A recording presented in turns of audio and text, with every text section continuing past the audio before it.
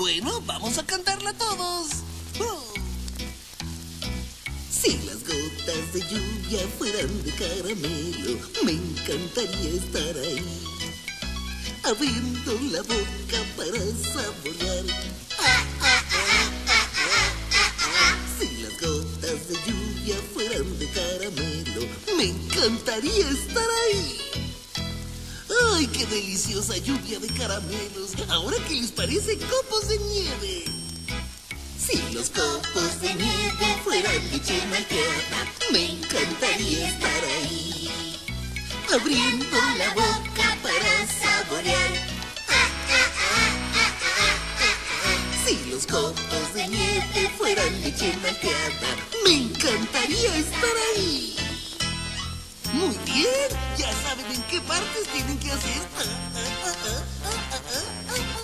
Si las gotas de lluvia fueran de caramelo, me encantaría estar ahí, abriendo la boca para saborear. Si las gotas de lluvia fueran de caramelo, me encantaría estar ahí. ¡Ay, cómo me encantaría que llovieran caramelos!